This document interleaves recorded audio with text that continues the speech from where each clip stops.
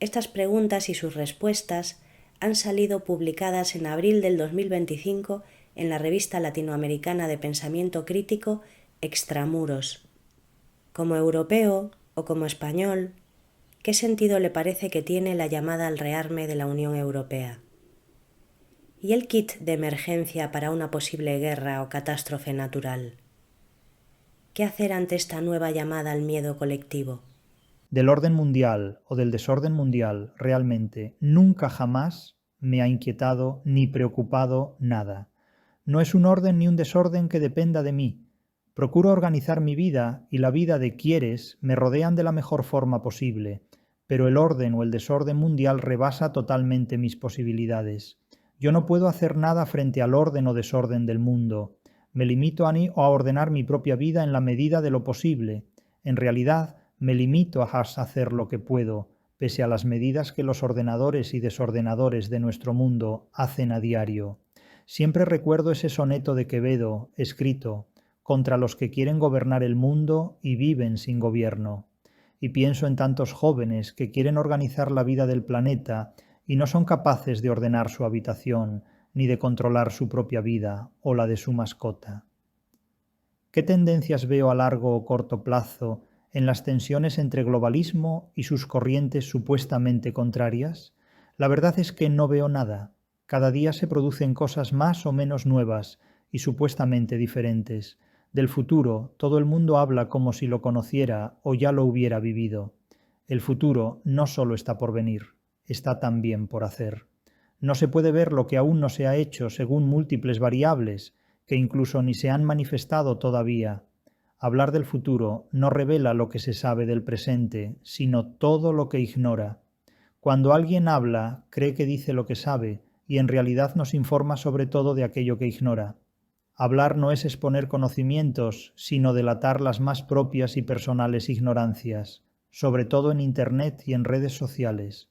También oralmente, en las conversaciones habrá intervenciones, tanto cotidianas como profesionales, con amigos, colegas o cualquier interlocutor.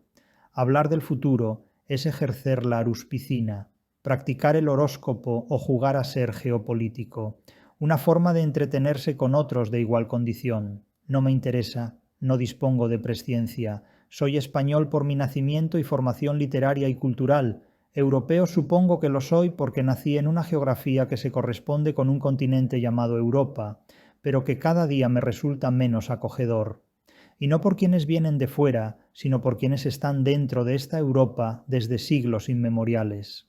No cabe hablar de una Europa unida, ni nada por el estilo. Ya no hay unidad en los estados. ¿Qué unidad hay en una Europa políticamente extraviada y por completo entregada a un mercado que ha hecho del Estado moderno un títere en manos del derecho mercantil? La Europa actual es la mascota de un mercado global y omnipotente, y no es precisamente una mascota muy bien cuidada. La llamada al rearme, a la guerra o a cualesquiera espectáculos equivalentes me parece una forma de atemorizar a la población. Es una forma terrorífica de someter a la gente. Yo no veo posible una guerra. Lo que veo muy factible es una invasión, pero no una guerra. Para que haya guerra debe haber dos bandos o más enfrentados bélicamente. Aquí no hay nadie dispuesto a luchar en una guerra absolutamente por nada. Si la gente no lucha por sus salarios ni por sus derechos laborales, ¿cómo cabe imaginar que va a luchar en una guerra? ¿Por qué? ¿Por quién? ¿Por qué luchar en una guerra? ¿Contra quién? ¿Para qué? Es más barato adherirse al enemigo y asunto concluido. Por eso lo que veo es una invasión, pero no una guerra. Cualquier ejército puede hoy tomar en cuestión de horas cualquier ciudad europea.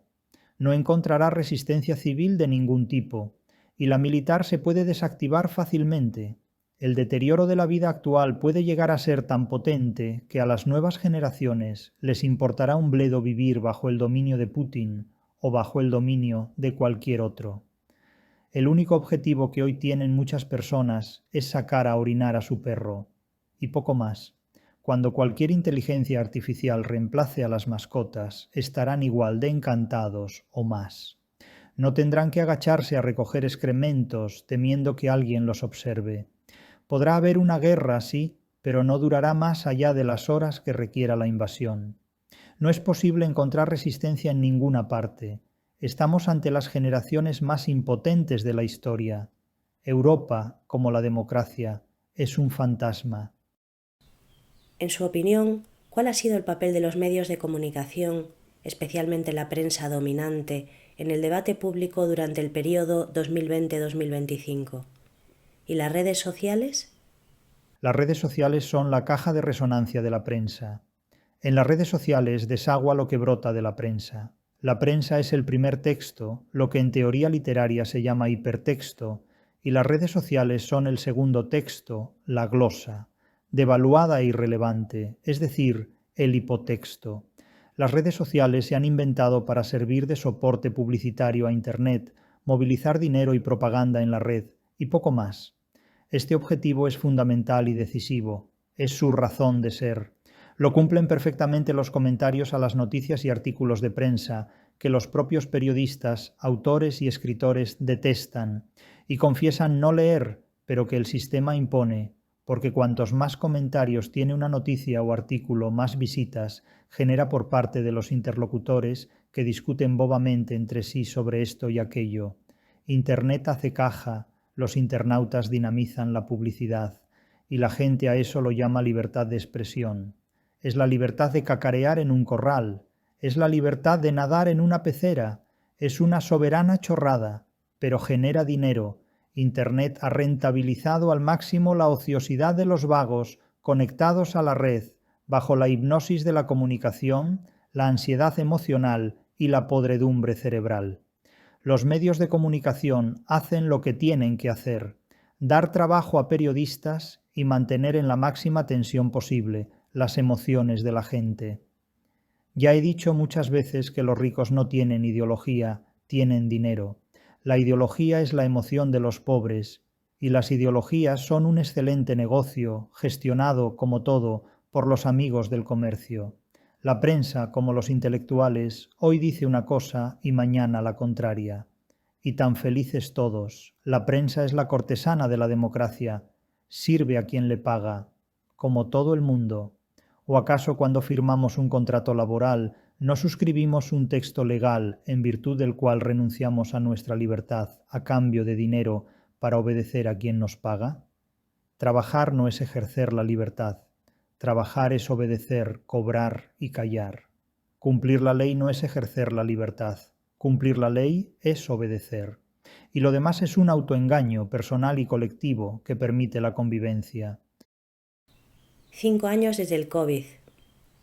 ¿Considera usted que aún hay aspectos que revisar o debatir sobre lo ocurrido durante la pandemia de COVID-19? ¿O cree que se trata de una etapa superada que no amerita más discusión pública? ¿Qué hemos aprendido estos años? Hemos aprendido lo de siempre, unos algo, otros nada, y todos juntos hemos aprendido a sobrevivir, en la medida de lo posible, hasta que la muerte nos separe. A mi juicio, la pandemia resultó ser un experimento fenomenal que permitió, entre otras muchísimas cosas, comprobar hasta qué punto la democracia puede convertirse en un totalitarismo perfecto y cómo la gente, bajo el imperativo del miedo, la mentira y la culpa, hace lo que le mandan y más. Antaño, la gente sufría lo indecible en nombre de la religión. Hoy se lo traga todo en nombre de las ideologías. Nada ha cambiado, salvo los instrumentos y los procedimientos de la represión, el autoengaño y la culpa. Antaño, el látigo era la religión. Hoy, el látigo son las ideologías.